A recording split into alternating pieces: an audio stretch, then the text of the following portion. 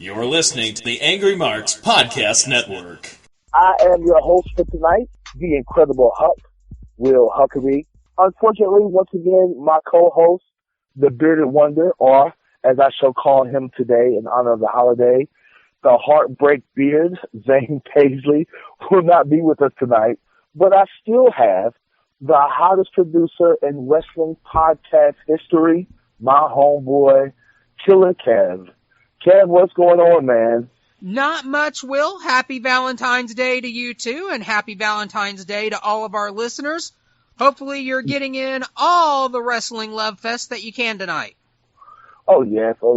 And before I forget, our great friend of the show, Sign Guy, Kevin Sullivan's favorite wrestler, made sure he wanted me to go ahead and let everybody know that on this special day, he wanted me to let everybody know that he completely enjoys Greg the Hammer Valentine, and he wanted me to put over the fact of how influential Greg the Hammer Valentine was to not only him, but to his career.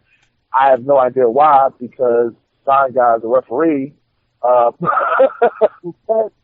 he wanted me to give a shout out to Greg the Hammer Valentine on Valentine's Day. So, Sign Guy, there you go. Now everybody knows how much you love the Hammer, and how influential he was to your career, which, once again, doesn't make any sense, but whatever.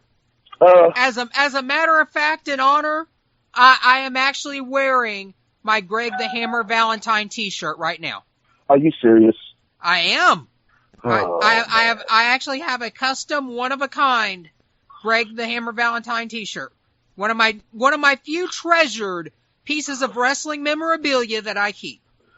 Kev, I've never been one of those kind of guys to dress up for the holidays. Like Christmas time, you're wearing like Christmas themed ugly sweaters, and Valentine's Day, you're wearing hearts and stuff. And 9 times out of 10, in like a month, when you see me on St. Patty's Day, I will not be wearing green unless we're at a wrestling show. So I've never been, I don't understand the whole wear a festive, decorative shirt for the holidays. I don't get it. You don't see people walking around with Abe Lincoln shirts and stuff for President's Day, but, that might just be me. Well, I mean, I'm not normally the festive kind either, but I thought, you know what, this is a good one to have fun with.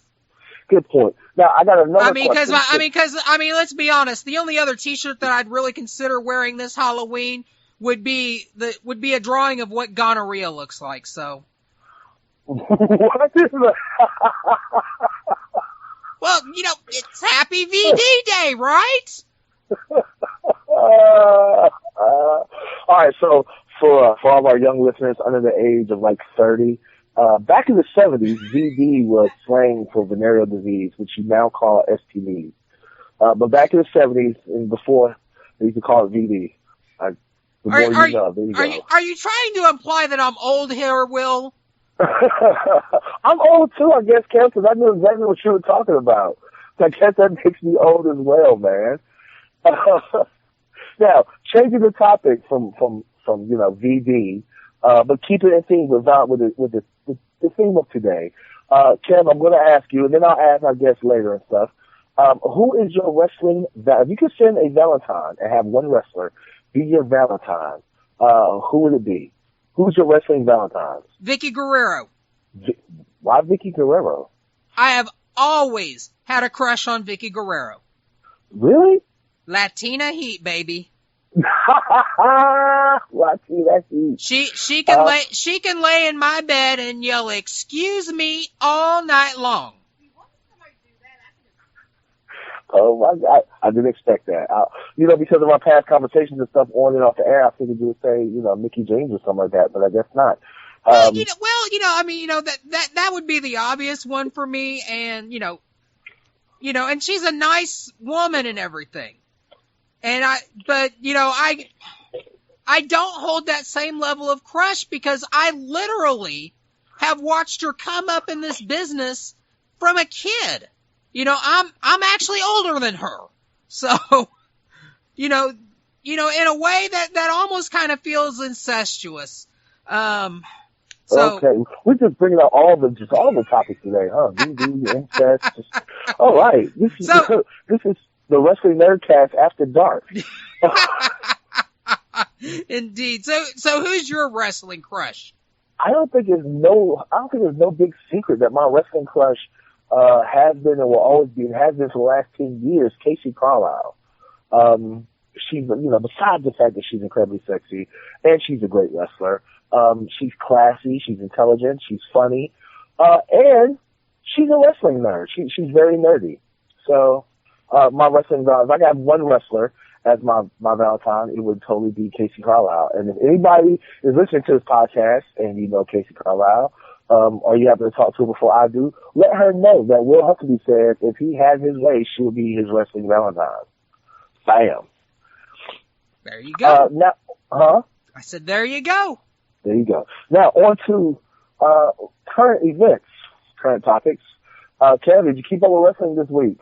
I watched Elimination Chamber, and that's about it. All right. What was your thoughts overall of the entire show? It was okay. Was it just me, or did it seem like more like a Raw pay-per-view than a joint effort? Yeah, maybe a little bit. What do you think about it? Go ahead. I was gonna say, although I tell you what, I think one of my favorite matches from the show was Alexa Bliss. Alexa Bliss versus Naomi? Yes. All right, I was going to ask you, what did you think about that? That was a great match, and congratulations for WWE finally putting the title on Naomi. She, no pun intended, she has literally busted her ass for years.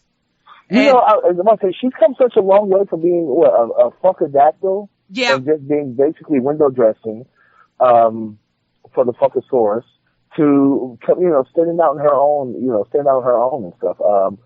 First she was getting notoriety or fame or whatever as being married to one of the Usos, but now and of course in my opinion she's always been one of the most athletic female wrestlers on the roster and stuff. But I felt like they kind of put her in that Alicia Fox spot where she's athletic and she's attractive, whatever, and she can wrestle good, but we're not going to really put too much light on her. So I was very happy to see them put the title on her. It completely shocked me. I did not expect it, especially with how hard they've been pushing Alexa Bliss and stuff. I did not see them having a title change. Yeah, I was definitely pleasantly surprised by that, and just to briefly touch on it, and we can go more into it later if we need to. Bray Wyatt winning the WWE title in the Elimination Chamber also surprised me a little bit, because with him and Naomi, I believe that they're the last of the NXT originals to finally get gold. I don't know if that's true or not, but I would definitely look it up, because I don't know, has Bo Dallas ever won a title? I can't remember, and I really don't care if he ever does, to be honest. For the longest time, until recently, I really loved Bo Dallas' Bo Lee gimmick, and now I have no idea what they're doing with him. But speaking of, the Dallas whatever brothers, I was shocked that Bray Wyatt finally got. I was shocked they finally pulled the trigger on Bray Wyatt. I've been a huge Bray Wyatt fan since he first debuted with the new gimmick and stuff, when he went from being Husky Harris to Bray Wyatt. I felt like this was long overdue. I felt like his run with John Cena may have been a better opportunity, because he was white hot at that moment. Now he's kind of cooled off, but when he had his feud going with John Cena and stuff, man, he did that whole segment where he brought out all of those kids singing and stuff with the sheet mask on. I don't think there's ever been a time when Bray Wyatt was hotter than right then. But I'm definitely glad. I was definitely glad to see him get the title. I'm actually very excited to see him versus Randy Orton at WrestleMania. I'm actually really excited to see that match. Yeah, that could be really good. Speaking of the Elimination Chamber, what did you think about the new design? I love it. I always liked Elimination Chamber, but see, one thing that kind of confused me when I heard about the new cage was part of the reason they had stopped doing the Elimination Chamber was because they couldn't find any more venues that could haul the cage because it was too heavy to hoist up and down. But the new cage, it's 1 ton heavier. It's twice as tall. It's just so much more spacious. I like the lighting that they've got on the inside of it. I think it makes things bright with the bigger size and the new lighting. It's much more brighter and there's more room inside. I like the new entrance. It was all very fresh. I was just slightly disappointed though. I noticed that they replaced the round elimination chambers with the square one. And my first thought was, well, that's probably going to put an end to somebody busting through the Lexar every year. Thanks. Thanks, Corbin. Yeah. I appreciate you busting that myth. Yeah, but I love the new design. It reminds me of it's very Mad Max Beyond the Thunderdome-ish. Just huge cavernous. When you think of Elimination Chamber, you think of just this huge monstrosity. We've always heard guys and wrestlers and stuff talking about how painful it is to be inside the Elimination Chamber, especially once you get outside the ring to the actual chamber, because it's all steel basically. And then I want to say I read in Chris Jericho's book when he was in the Elimination Chamber, and he got speared through the glass and stuff, or the plexiglass, whatever you want to call it, how painful it actually is to go through that glass and stuff. It might be a good thing that guys they change the actual chambers, I guess, individual chambers and stuff, to where now guys won't go through that and get hurt or get cut up or whatever the case may be. Another thing I noticed, like you were saying, because it's so much taller. You remember when RVD was in the Elimination Chamber and he was trying to jump off of the top of one of the little chambers and stuff? There was really no room for him to actually stand up, so it's more like he jumped from a crouch. Now with the new design, with it being taller and more spacious and stuff, now guys can get on top of that and actually fly. In my opinion, the Elimination Chamber is a once-a-year thing. I don't think they always need to have a heavyweight title match in it. I would like to see a bunch of cruiserweights and see what they can do with it. Oh, God. Say that again? I said, oh, God, that would be something. I was just about to say, remember Elix Skipper and TNA ran across the edge of the cage and stuff and did the Hurricanrana or whatever, off the top of the cage, and then, guys in TNA, climbing all the way up to the top of the cage and doing moves from the top of the cage. I would love to see, WWE, who has some of the best cruiserweights in the world, I would love to see what would happen if you put 6 cruiserweights in the Elimination Chamber. You know what? Like, can you... you know what, Will? I'm not going to lie. When I saw the new Elimination Chamber, the first thought that went through my mind was, damn it, WWE should have hired Homicide. Oh, my goodness. Speaking of Homicide, and I'll talk about this in the upcoming weeks, if you follow me on social media, I work for AWE, Atlanta Wrestling Entertainment, down in Atlanta, Georgia. And their next show is February 26th. And the main event is Martin Stone, a.k.a. Danny Burch, that people know and recognize from his heartbreaking loss in the first round of the WWE UK tournament. But it's Martin Stone versus Homicide. Wow. Yes. And this is like Homicide's first time being inside Atlanta in a non-TNA ROH capacity. Wow, that's something. Yes. Speaking of AWE, a thought just crossed my mind. Go ahead. You need a new T-shirt for them. Why is that? AWE should stand for All Will Extravaganza.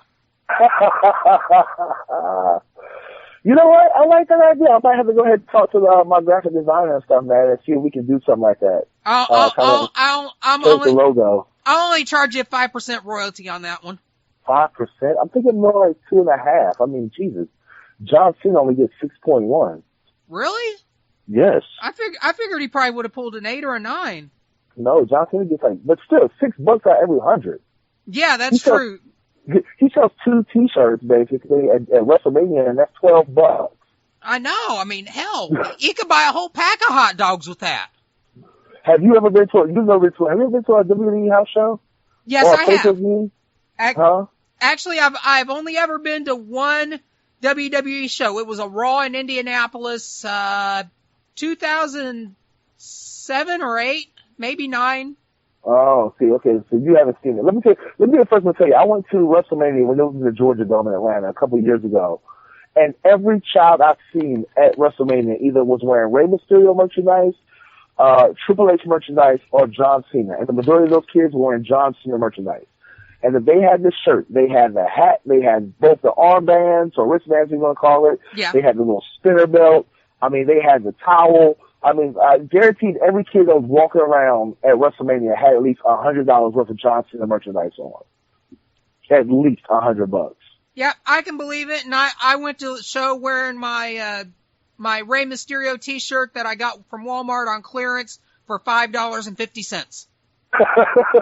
So these kids were buying, like, these parents, and, you know, of course, as a wrestler, I'm like, hey, please go to the show, buy the merch, support wrestlers, whether they're on the Indies, whether they're in WWE, whatever the case may be, support wrestling.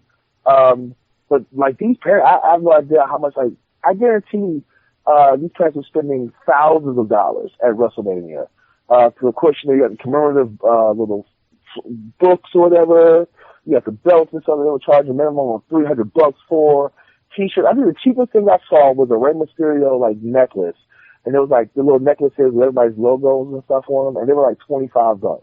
Yeah, you want to talk about how much you spend at WrestleMania? Go sit down with Stevie J and have a conversation with him, because I think he went to WrestleMania like every year for 10 years straight at one point. And he almost always, just about whenever he could, would save up the money to get a floor seat. Oh my goodness. Yeah. Floor seats are like, they start for like $1,500-$1,600, don't they? Yeah. At one point he had like 6 or 8 collector's chairs. I'm not saying anything. I paid $150 for my seat. I don't care. And got really good. It was in like 2 rows back to the floor seats. They have like the ringside, they have like floor, and they have like a little bit, and all of those areas have commemorative seats and stuff. And then I was 2 rows back from like the commemorative seats. And I was hoping that somebody wouldn't take their chair so I could take it. But of course, obviously everybody pays for the chair, so they're taking it with them. Well, yeah. Go ahead. One of the things that kind of amazed me, going to the Raw that I did in Indy at Conseco Fieldhouse, or whatever they're calling it now, Safeco Fieldhouse, or yeah. I don't remember what it is. The new building, not Market Square Arena, but the new building where the Indiana Pacers have played for like almost a decade now. The Undertaker's stage. I was probably 20 rows away from the ring, and I was about where I was on the hard camera side, and I was like back towards the ring post that would be closest to the announcers. Mm-hmm. Undertaker came out at the end of that show and beat the shit out of Edge. But Undertaker's pyro hit, and I'm like 2/3 of the way, the stage for all that is like 2/3 of the way arena across from me. But the heat from that instantly hit everybody in that section in like 4 seconds. Wow. I'm like, holy shit, this is Blazeballs, literally. Well, speaking of Blazeballs and fire and feeling the heat, I think it's about time to call tonight's special guest. Alrighty, give me just a second and I will cue our special guests up. Ladies and gentlemen, tonight on our special Valentine's Day edition of the Wrestling Nerdcast, I am honored to bring to you a legitimate bona fide wrestling couple. One of the people is an amazing wrestler, intelligent, smart, funny, witty, and has a bright future, and the other one is Brad Cash.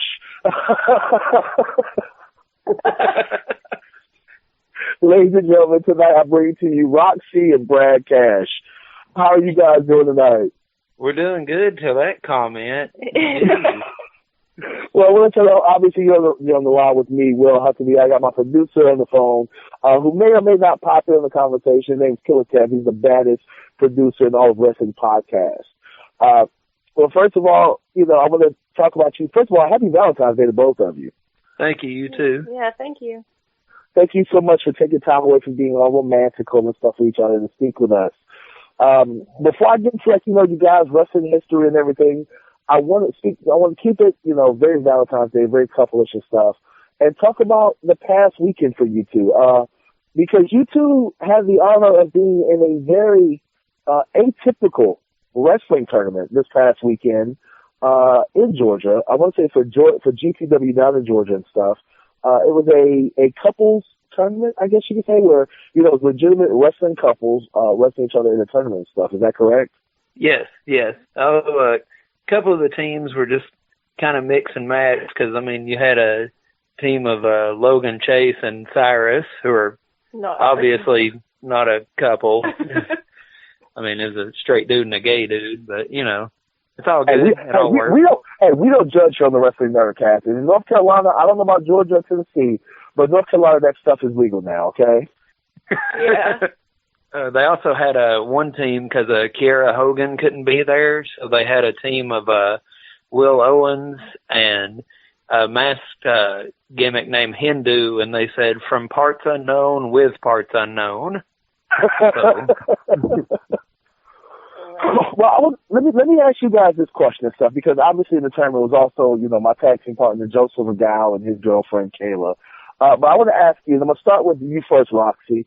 How was this, actually being a wrestling tournament, being tag team partners with somebody that you were personally involved with? Very frustrating. He's such an a-hole.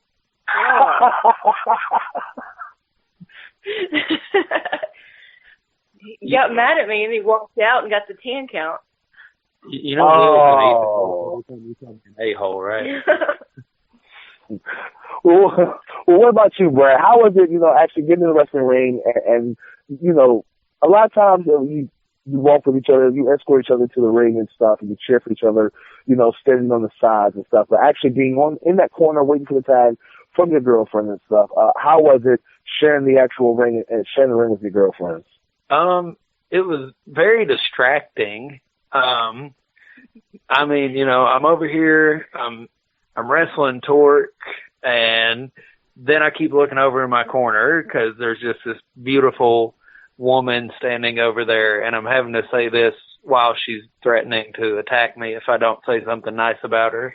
But it was good. We've done a couple of mixed tags before, but never anything of this scale. So it was really cool, and I was really glad that we actually had Torque and Jessica Lee in the first round. Now, let me see. Who's been in the business longer? I'm assuming it's you, Brad, right? No. No? No.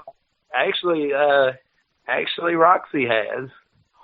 Oh, so she's a vet in the car, huh?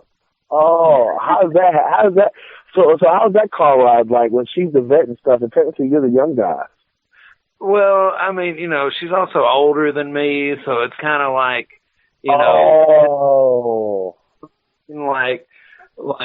she'll retire first, obviously, and she'll be in the old bitter one first, So you just take it as it goes, See, I told you, an a-hole. I was going to say, now, Roxy, because obviously you can't believe half the stuff that he says. How is it being a legitimate couple in wrestling and stuff? And what are some of the hardships and stuff that you face? Definitely in the business or in life? In the business. Yeah. In the business, definitely in the business.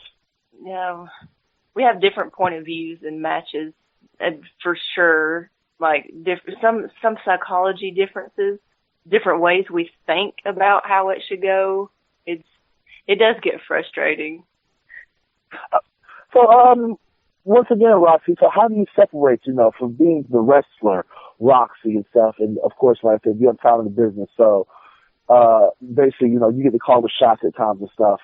But to go from that to being, at home, and how hard is it to separate the two? Or do y'all even separate it? Is it just, y'all get into an argument, you just snatch a headlock, or what? Is this a children's type thing? No, trust me. We've had Rip Rogers on like our sister in the earlier inclination of this show. We had Rip Rogers on the earlier inclination of this show, and he has the record. So talk away, please. Okay, so whenever we argue at home, all I have to do is flash him, and he shuts up every time. Every time. This is true. I can vouch for this. Oh my goodness. All right. So Brad, you know, we've known each other for several years and stuff, and we've actually had the opportunity to actually wrestle each other in the ring and stuff. So I know how great of a wrestler you are. But you're really making your name and stuff now as being a deathmatch wrestler and stuff. How is that? How is it going from being an actual wrestler, you know, to, and I hate to use the term, but being a gimmick wrestler, a deathmatch wrestler, whatever. How has that transition been for you so far? I mean, it's been great, honestly. You know, it was kind of one of those things that just kind of happened. It actually all started a few years before I started doing death matches. Actually, I was wrestling Chase Stevens one night, and back then I was trying to be like a Kurt Angle or a William Regal, you know, just do a lot of submissions. And Chase DDT'd me onto a broken chair, and the chair actually went into my skull, not split it, went into it. And he was having me no-sell everything, and I didn't realize that the chair had gone into my skull, so I no-sold it. And that's like one of the only times I've seen Chase look scared as shit. Yes, I can imagine that. I can imagine that, yes. And then after that, you know, anytime a promotion wanted to do like a gimmick match or something like that, they used me. And then I met Tank, and Tank showed me all kinds of new ways to do it. And you know, like I wrestled guys like Tank and Madman Pondo and everything, but you were actually there the night that it really became known, like, hey, this is Brad Cash's shit, pretty much. And that was the night that I wrestled Masada. Yes, I was there for the match when you wrestled Masada, and I remember telling you that you were a crazy motherfucker, and that there was no way on God's green earth I would do half of the things that you guys did. I still talk about that match to people now, like, oh man, I remember Masada and Brad Cash in Georgia, and they had like the skewer stabbed in his head, and then they gave him a DDT and a chair shot with these barbecue skewers stuck in his head. And then the finish was freaking phenomenal. Like, I popped so hard for it because, you know, guys like you, Masada, Madman Pablo, even Necro Butcher, you guys just aren't the typical indie hardcore wrestlers. Like, you guys make it an art form. It's not just the bell rings, somebody gets hit with a chair. With the match that you and Masada had, you guys started off wrestling, and then it progressed into bringing in the weapons and stuff. So with that being said, how insulted, or do you even get insulted when people assume that because you do hardcore death matches, whatever you want to call it, that they assume that you can't wrestle? Used to insult me a lot. Like, I used to be like, you know, well, fuck you, I'll show you, you know. But now it's more or less, it's just like anything, you know. You got old school guys that say guys that do spots can't wrestle. You got guys that do spots saying deathmatch guys can't wrestle. You got deathmatch guys, we pretty much just accept all wrestling because we do crazier shit than everybody. But, you know, there's always going to be those people that say, you know, oh, if you wrestle this style, that's not real wrestling. But, you know, it's like Baskin Robbins, you know, there's 31 flavors and it's all pretty fucking good, so. Hey, so my producer wanted me to ask you, whenever y'all get to an argument, and she flashes you, do you show her your bare arms as kind of like a tit for tat? You. Oh, I got him. I think you got him, Kev. It's usually over. Like, the flash is the finisher. The flash is the finisher. I'm done. I'm down. You know, wants me to massage her feet right there. You know, I mean, I think I've even gigged before. I'm pretty sure I got color from it one time. Oh my goodness. All right, so I'm gonna switch over. So Roxy, I'm gonna ask you and stuff. Because I've seen you work and we do shows together and stuff. So before I get into talking to you, I'm going to ask you, what is your opinion about Brad doing a lot of these death matches and stuff? And when he's coming home and he's all cut up and scarred up and stuff, do you bring out the suture kit or do you just give him some super glue and duct tape? I use duct tape and glue and anything I can. It's actually a turn on for me. I love that stuff. And I do get scared sometimes when, you know, like, especially the skewers and the DDT, the damn skewers in his head. Because I was not able to be there. Did I have cousins or something that night? You had another match at another town. Yeah, another match, another town. I couldn't be there. But it really is, you know, a turn on. And that was one of the reasons why we got together, doing stuff like that. Don't tell Will that. He's going to want a death match with me now. No. Oh, you have trust me, you have nothing to worry about that, bro. Like, I'll go so far as, like, you know, crutches, chairs, maybe trash cans and trash can lids and stuff, and maybe even barbed wire, but thumbtacks, fire, skewers, no, thumbtacks, no, you're pretty much safe, bro, trust me. Are you serious? I've done thumbtacks. I'm not. Look, my face is the money maker, sweetheart. Like, I can't be messing up the money maker. I won't do my face, but yeah, I took a superplex onto I don't know how many thumbtacks. I was like 4 or 5 years into the business, and that was my very first title was the hardcore title. Oh, see, I was going to ask you because I've actually heard that you have done the female version of death matches, and I'm not being insulted when I say that you are kind of yourself a death match wrestler in your own right. Women's wrestling, should women do death matches? Because I know females like you and Mickey Knuckles and, Dementia DeRose and stuff down in Georgia, like, y'all are some tough-ass chicks. What is your opinion about females doing death matches? I absolutely love that idea. They're just as tough as anybody else. I've watched Kathy and I've watched Mickey, of course, and it's like nothing hurts them, nothing at all. And I'm thinking to myself, oh my God, I could never do that.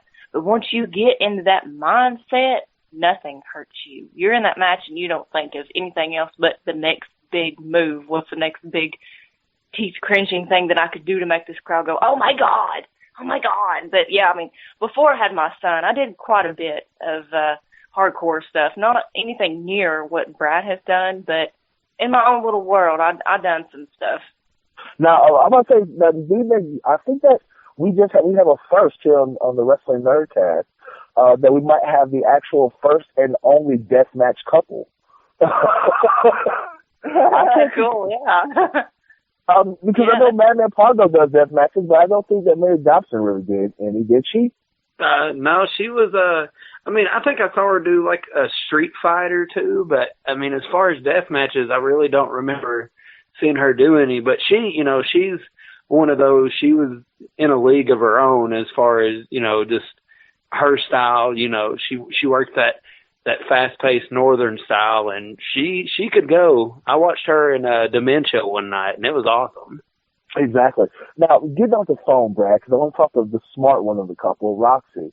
Roxy, women's wrestling is making a huge, or it has made a huge comeback. Actually, it's not making it. Has actually made a huge comeback. Where women's wrestling matches are the main events, not only on the Indies, but also in WWE and stuff. As a female wrestler and stuff, how proud of you are you about this new women's revolution and stuff? Oh, yeah. Well, it's fantastic because it's put women on the map. That's for sure. I couldn't imagine doing anything else. I couldn't imagine women getting over any better, really. Because what did we watch the Rumble? Yeah. The first match was Charlotte and was it Bayley? Mm-hmm. I thought that was a really damn good match. You can, learn from all that, watching these women, following these women, doing these things. It's just an amazing thing. I'm very proud of us females, I guess is what I'm trying to say. Oh, trust me, I'm proud too. I mean, I'm a huge fan of women's wrestling. And now, there's a lot of times when I'm on the wrestling shows and stuff, and I'm looking to see where I am in relation to to whatever women's match there is on the show, because most of the time now I don't want to follow a women's match, just because I know that you ladies are going to go out there and try to steal the show, because even though you've already proven that, that y'all can hang and stuff, you still wrestle with a huge chip on your shoulder, like you still have something to prove.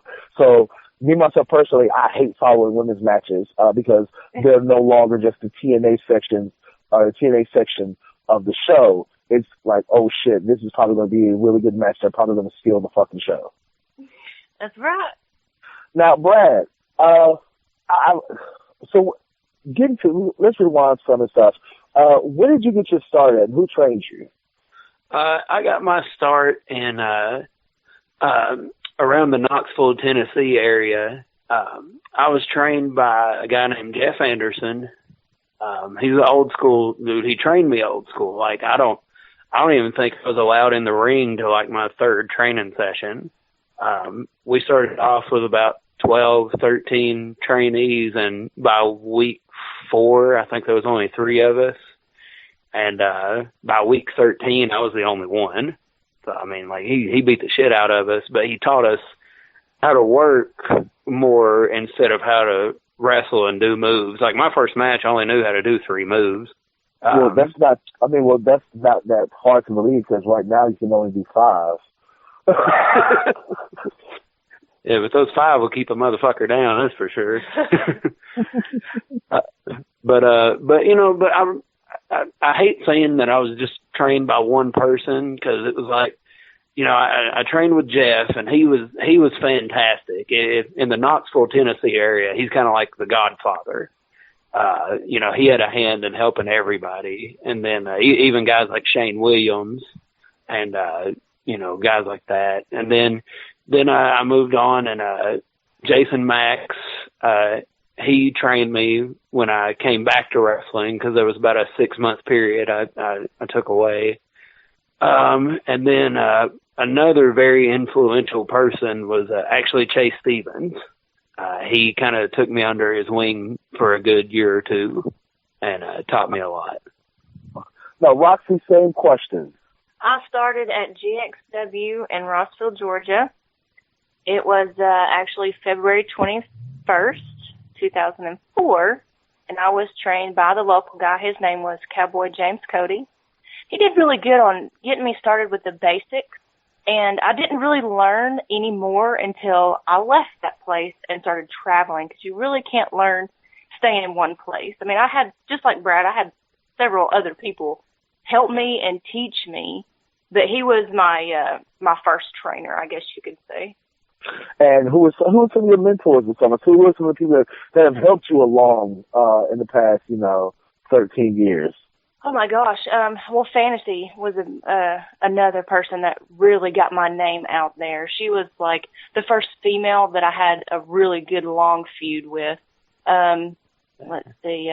Yes, David Young helped me out a lot, especially with psychology. That's a big one right there. And let's see. Gosh, there's been so many.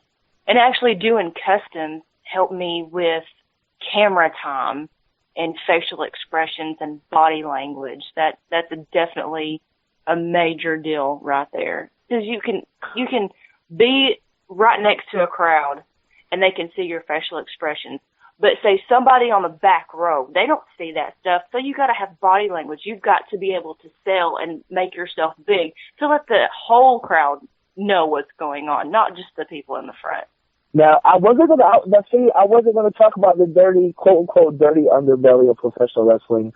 But since you brought it up, Roxy, I'm going to bring it up. How has, doing custom, you say that doing custom has helped you as far as facial expressions and body languages and stuff like that.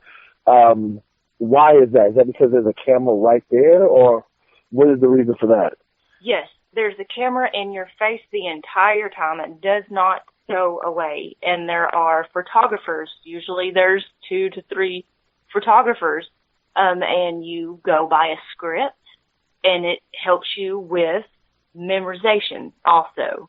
That is something that I struggle with, but that has taught me to go and, you actually learn more. Like, they'll put a move in this script. You're like, what the crap is that move? And then you learn it. But see, the hard thing about this business, there can be one move, but it can be named 5, 6 different names.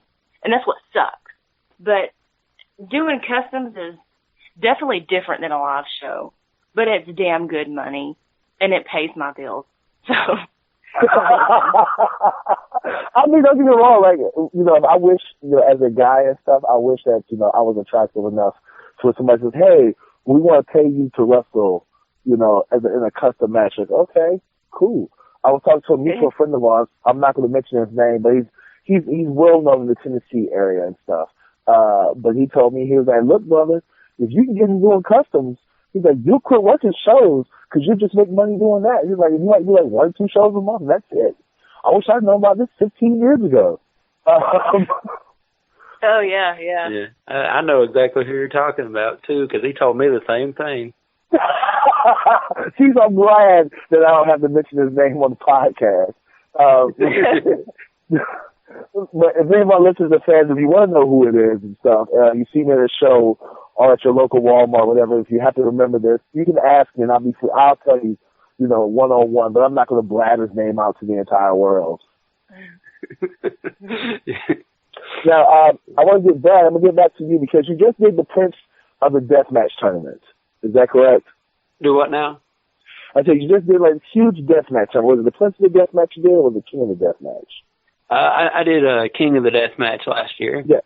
Okay. So how was that, man? Because there's been a lot of guys, who's who of deathmatch wrestlers have been in this tournament and stuff, and some of them have really made their name and made tons of money in the future from doing this tournament. How was that experience for you? Oh man, it was awesome. That was one of my favorite shows I did last year, and I felt really lucky with because the first round was all 4 ways. It was 4-way elimination matches all through the first round, and I got put in there with 3 of the best. I had Matt Tremont, I had Jeff Cannonball, and I had Bryant Woods. And Bryant Woods was recently actually the first guy to use the scissor boards in America. So, that is crazy. But it was awesome. It was definitely a very intense atmosphere because right before King of Death, they had Prince of Death, which I was supposed to be on, but because of car trouble, I couldn't make it. And that automatically made me a heel when I came out. Their fans booed the shit out of me until I showed them I could do something. And it was awesome. I was in the 100 light tubes match, and the ring was already littered with glass and thumbtacks from the match before us. So to kind of make a statement, I belly crawled across it when I got in the ring. But the bridge of my nose nearly got sliced off in the match. I still have a scar from that. I gained a 3rd nipple because my chest got sliced open in the match. Don't you laugh. You had to watch me glue that shit. Then, there was a lot, but man, it was so awesome. And the feedback I got from it, from people, especially Matt Tremont, cause me and him, paired off a lot in that match. And just the feedback I got back from all those guys and Ian and the fans was just phenomenal. It was great. All right. So this is the part of the show where I put myself over. Because of course, because this is a story that I tell people. Roxy, I don't know if you know this or not, but I'm gonna tell the story because it's my show and I get to do that every once in a while. So I'm just chilling one day and I get a message from Brad that says, "Hey man, I just want you to know that DJ Hyde from CZW really put you over. He said that he worked you in AWE in Atlanta." And he really put you over. And I was like, oh, cool. And then he's like, yeah, DJ said he'd love to have a death match with you. And I was like, oh, hell no. No, I did not know that. Yes. And I'm like, no, Brad, you can tell him, no, thank you, but no thank you. I don't do death matches at all. I've had guys, ask me, hey, you should do death matches. Because, of course, they've seen me before my match and stuff, and we know, the fans might not know, and I don't know if Killer Kev knows, but, my ritual before a match to bang my head against the door like 13 times. That's my thing. It has to be exactly 13. And then I go out to the ring and stuff. So I think because of that, people assume that I'm a deathmatch kind of guy. And I'm like, no, I'm not.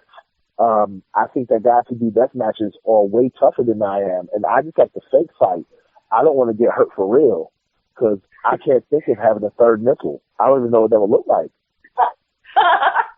The scar right above his nipple. It does look like a third nipple.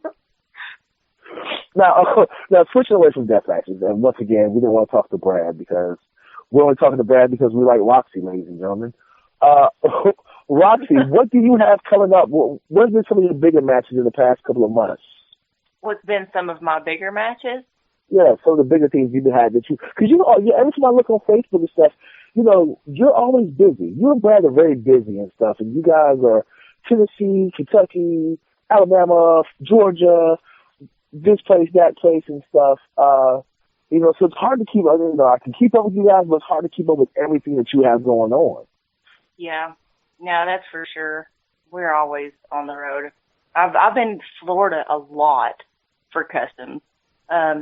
I actually get to be in a tag team match at While We Wrestle the 25th. I'm very looking forward to that. Dementia Rose and Tragedy Ann against me and Crystal Rose. Yeah, that's gonna be a pretty big thing. Oh my goodness, I know like all four of the ladies in that match. Where's that taking place at? While We Wrestle in Cornelia. Oh my goodness, y'all gonna be at the Landmark Arena, aka the Church of Southern Wrestling. I love that. I love that place, but I hate that place. Does that make sense? What? Why? Huh? Have you been to the Church of Southern Wrestling? Yeah, several times now, yeah. Okay, so I love it because it has such historic value when it comes to wrestling. David Young, AJ Styles, R-Truth, Hernandez. I mean, who's who have been through that building. Like anybody who's everybody in the last 15, 20 years and stuff in professional wrestling. Former WWE, TNA, New Japan champs have all wrestled in Cornelia, Georgia. So historically, it's a great venue. I hate it because that locker room is so ungodly small. Yeah. And then they redone the back. And then they redone it so now it's even smaller back there. This is one of the most cramped locker rooms I've ever been in. Anyway, go ahead and talk about your match. I'm sorry. It's fine. It's just I'm in a tag match, and I've been the first time that I wrestled there was against Black Widow, and I've got the win on her, and I cut a small promo in front of the crowd, and I told Dementia I was after that belt of hers, the women's champion. So I've got that match coming up, and we're currently trying to get a hold of Awesome Kong so I can wrestle her again in a triple threat match with Miss Violet from Knoxville. Love that girl to death. But we're trying to get her again. What else I got coming up? I've been wrestling a very new girl. Her name is Kenzie Henry, and I wrestled her in a tag match. Her very first match, wrestled her second match, and wrestled her third match. So I've been helping her along, doing pretty good. I'm gonna ask you, Roxy, how does it feel? Because of course, we've all been the green rookie and stuff, working with the 10, 15-year vet and stuff. When we first start out, we're all nervous and you don't want to mess up. You don't want to get beat up. You don't want to get shot on and stuff. Now that the shoe's on the other foot, and you're the vet, you're the 10, 15-year vet, and you're working with somebody who's fresh in the business and stuff. How is it? Makes me feel like an old grandmother. I mean, it makes me feel good. It really does, because people trust me to be in the ring with them, with these people that do not really know what they're doing yet. They trust me enough to get in there and teach them, take care of them, and protect them. And I have been in the ring with several girls that are just starting out. Who else? Nicole Stratton, Austin Madison, Tiffany Dotson. I've been in there with a lot of these girls the very first weeks. It really does make me feel good, because I've come a long way. I've been in it for a long time, but I still do get nervous myself, But I feel old. I feel really, really old. I just want to cry sometimes. And Brad didn't really help when we first started this podcast, talking about how old I am. I'm older than him, and I've been in the business longer. So So he's going to get an ass whooping when this is over. Yeah. Please, and hit him twice for me. Brad, because, you know, Brad, I've known you for years and stuff, man. But really, to tell you the truth, I'm assuming that you've been in the business almost as long as I have. How long have you been in the business, Brad? Let's see. I've been in the business almost 8 years.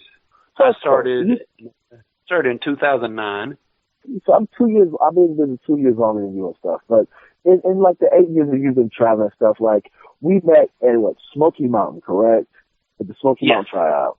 And I remember, I'll never forget, it was me, you, and Billy Whit were the top three guys there. And it came down to the promos, because we were all basically neck and neck, throughout the training and doing the spots and drills and the matches and stuff. And it came down to the promos, and obviously I'm a better talker than you are. Whatever. It's because I'm awesome, and you like to get hit with stuff. But now you're getting to that point, to where you're starting to be, you know, the older guy in the locker room, the 10-year vet and stuff in the locker room.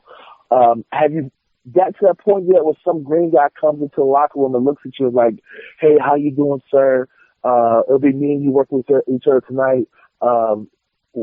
Just let me know what you want me to do, and I'll do it. You know, or you walk up to some green kid, hey, kid, what do you want to do? Just tell me what you want to do, and I'll do it. Have you run into that situation yet?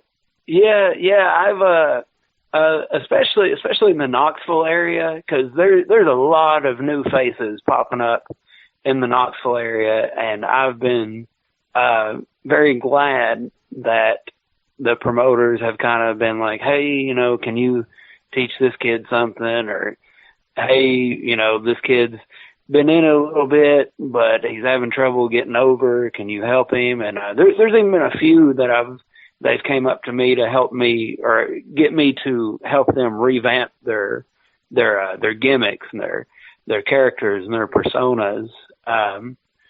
You know, and then, you know, it's different at some places. You know, of course you got those green kids that, just because, you know, you don't have former WWE star or former TNA star or whatever in front of you, they think, you know, you're a nobody.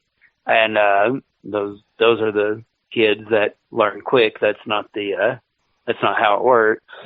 AKA they can't walk for a couple weeks or months, or they just quit. You know, but yeah, you know, it's a good feeling.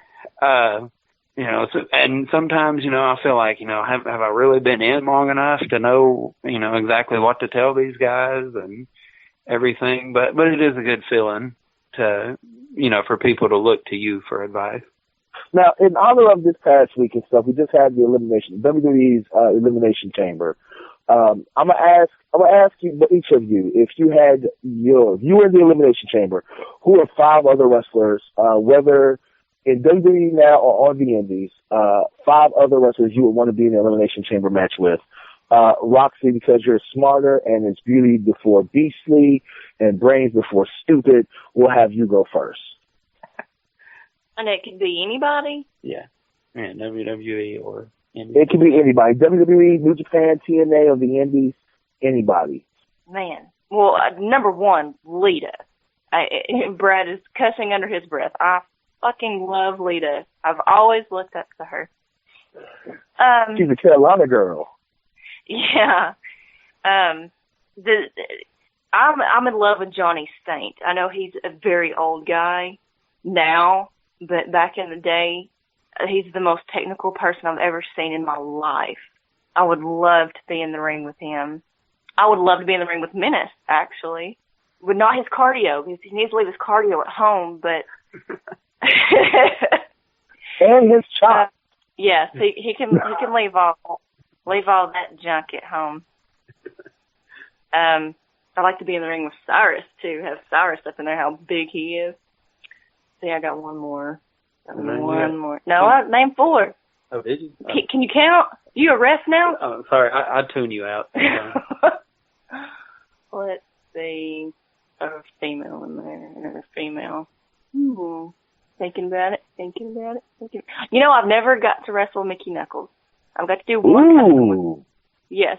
I've got to do one custom with her, and that is not satisfying to me. I would love to do a live show with her. So there you go.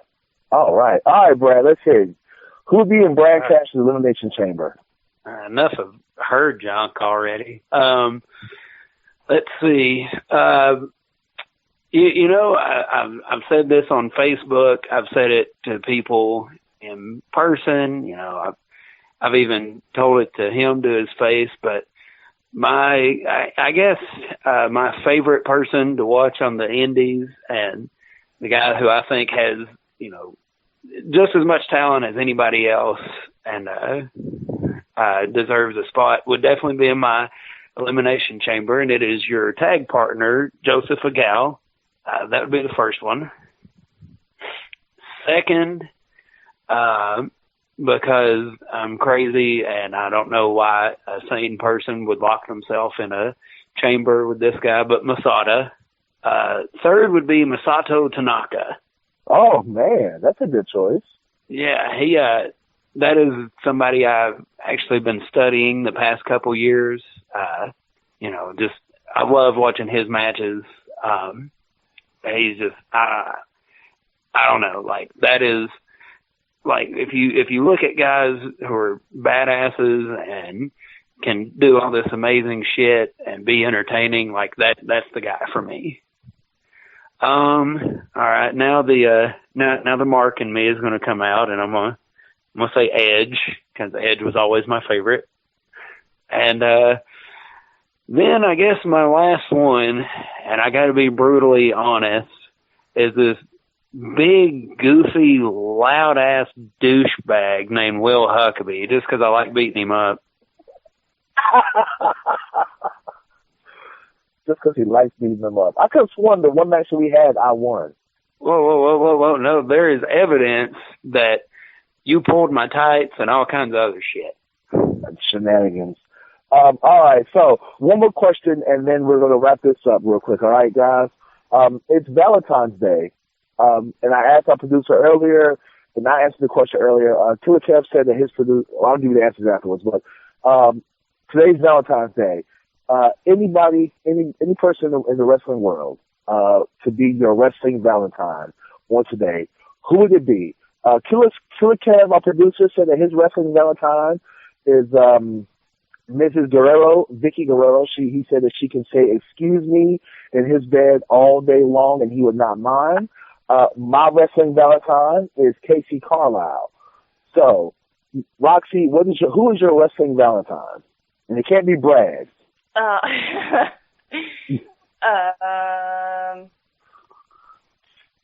don't know. I haven't put on the spot. Dean Ambrose. Oh my God. Love Dean. I love. Did Brad just say, "Oh my God"? Yeah. When they act just a lot, what the fuck? Well, since he said, "Oh my God," let's hear his. Brad, who is your wrestling Valentine? All right, let me scoot over a little bit, some out of arm's reach. Becky Lynch. Becky Lynch is okay. You know what? I can't say that. I think she's a very attractive lady.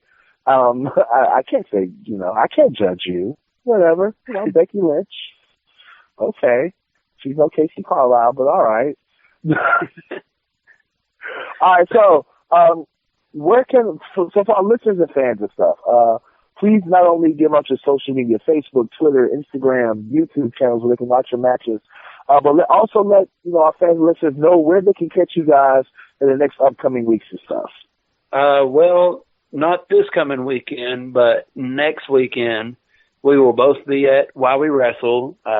Roxy has the tag match with Crystal Rose against Dementia Rose and Tragedy Ann. And I actually have a first time ever match up with Gunnar Miller for the heavyweight strap down there. And then we got an array of alphabet soup coming up after that as far as promotion. We got Why We Wrestle, RCW, I'll be making my debut at Platinum Championship Wrestling soon, which I'm looking forward to. And at the end of April, I have the Carnage Cup in Iron City, Tennessee. So, what about you, Roxy? What you got coming up for lately or soon? I got Georgia Peach Wrestling coming up. We've got more KFW coming up. Mm-hmm. I forgot about that. Ricochet. Yeah, I'm sure I'll have more customs coming up. I need my book in front of me because we're totally booked up every single weekend. This weekend, everything got canceled, but well, I guess we'll just rest this weekend. But yeah, I'll be here, there, and everywhere. That's a good thing. When you're doing the drives and stuff, and when you can't remember where you're going to be at, that means that you're staying busy. That means that you're getting work. And I always applaud people who come to the show and can't remember every single booking, because that means that you are super busy and you have just so much stuff to do and stuff. So where can our listeners follow you guys and tweet you guys and everything on? Well, we got our Facebook, Facebooks. Mine is Brad Cash. Roxy's is Roxanne. Sheena Roxanne Lane with an Layne. And then, what's your Twitter name? Twitter is Roxy04. And then Instagram is Sheena Lene. And YouTube is just Roxy Versus, and you spell it ROCKC. And then my Twitter is Brad Cash PCOV, Poster Child of Violence. And I don't have an Instagram because I think that shit's a waste of time. And then, I would tell people they could YouTube me, but I'm not going to tell them that. I'm going to tell them to just look up where I'm at and go buy a fucking ticket. Oh, there you go. Support indie wrestling. There you go. Well, look, guys, thank both of you for being on the show. I appreciate you guys taking time out on your Valentine's Day and stuff and getting away from your steak dinner and beating each other up and stuff to speak with us. I really do appreciate it, man. I wish y'all the best of luck, not only this week, but in the future and stuff. Thank you. Yes, thank you very much. Yes, and eventually, Brad, we're going to have a rematch, man. We're definitely going to have another rematch, all right? We will. You are the only person that can give me a dragon suplex and the only person make me take flight. So we've got to do this again. There you go, man. Well, thank you both once again for being on the show, man. We'll talk to y'all later, all right? All right, bro. All right, see ya. Bye, y'all. Kev. Yes, sir. Another great show, man. Man, they're on fire. We need to have them back on. I'll tell you what, man, they are so, as hilarious they are during the podcast and the interview, to see those two together, like backstage of the show, is hilarious, because Roxy really does basically run the scene. It's hilarious to see them two interact with each other, not only backstage, but just in like regular life, man. Man, oh man. So, what's coming up on this week's on the AngryMark Podcast Network? Well, as always, on Wednesday nights, we are going to have Glove Up or Shut Up with Stevie J and Peter H, covering everything in the world of mixed martial arts. Thursday night AMP. On Thursday nights, of course, Stevie J returns along with the Great Sudoku and Abby Arthur. This week, we are definitely going to be going over Elimination Chamber, as well as the latest goings-on in Japanese wrestling. And, of course, we will always round out the show with the latest edition of Jordan's Corner with the most esteemed Jordan J. Garber. Friday nights, we have Ed in San Antonio with his great show and all of his friends. And that pretty much rounds out for the week. After we get done here, I'm going to sit down and record an episode of the Raw Reaction with Angry Tenzai and Big Vic to go over the mess that we went over on Monday. Yay! Do you have anything special coming up this weekend? You can catch me in the greater Pittsburgh area at the Monroeville Motorhome Show. That sounds interesting. Not that you'll know who I am exactly, but, I promote, on my weekends, I promote a very popular brand of, gutters and leaf protection for your home. So if you are having a problem with your gutters getting clogged, if your gutters are all beat up, please stop by the show and find me. I'll be at a big giant green table. And you can come talk to me about getting a $250 discount off on your installation when you buy our product. And plus we're giving away $150 in free product just for letting us come out and do a quote. There you go. See, that's listeners, fans, get up with Killer Cav. And you know, everybody has problems with it, especially, you know, in the fall with leaves and stuff, fall and winter time and stuff. I don't know how it is in the Kentucky area, but here in North Carolina, we're surrounded by trees. So, I might be actually using your services coming up pretty soon and kind of prepping for the post-summer, apocalypse. Yes, indeed. So get out there early. You know, spring is pretty much already here. You know, the groundhog said we've got 6 more weeks of winter coming. And I'm looking around like, when did we get 6 weeks of winter to begin with? Well, as for myself, Kev, I have a busy weekend. What do you got planned, Will? Friday night, I will be in Fayetteville, North Carolina for Warzone Wrestling. It'll be me and Joe Black, Joseph Agal, the Sound of Fury, taking on for the first time ever the Ugly Ducklings, who are tearing up the scene in the Southeast and stuff. Not only in the Southeast, but also in Indiana at Rockstar Pro, or Ohio, I'm sorry, at Rockstar Pro. Rob Killjoy, a former ROH star, Lance Lude. Saturday, I will be at Universal Independent Wrestling in Buchanan, Georgia. I have no idea who my opponent is yet. I would like to guesstimate, but I'm not sure, so I'm not going to say just who that is and stuff and make a fool of myself. And then Sunday, I will be taking a trip to Asheboro, North Carolina for CWS Asheboro. I will be defending my World Wrestling Grand Prix championship against CWF Mid-Atlantic star and actually CWF Mid-Atlantic original Mitch Connor in a singles match in Asheboro, North Carolina. So if you're in Fayetteville, if you're around the Fayetteville, North Carolina, Atlanta, Georgia area, or Asheboro, North Carolina area and stuff, come check me out. Come pick up and buy some really cool, incredible Hunk merchandise. I have T-shirts, masks, necklaces, pictures, wristbands. You name it, I have it. There you go. Once again, follow me on Facebook at William Huckabee. Follow me on Twitter at WA Huckabee. Instagram, I'm William Huckabee. And the same thing on YouTube. It's William Huckabee on YouTube and stuff. I'm actually in the process right now. I just went ahead and bought this really nice camera and stuff because I'm definitely going to be uploading a lot of stuff to my YouTube channel. So anyway, Kev, I think that's the end of the show. I want to go ahead and say thank you to all of our listeners and fans for supporting not only the Wrestling Nerdcast, but the Angry Marks podcast family. So on behalf of Killer Cav, the greatest producer in wrestling podcast history, and my esteemed co-host, the bearded wonder, Das Wonderbeard, and on February 14th, he is known as the Heartbreak Beard, Zane Paisley. And to all our friends, Sign Guy, Rick Craig, and even Drew Skills. Boo. We'd like to say thank you.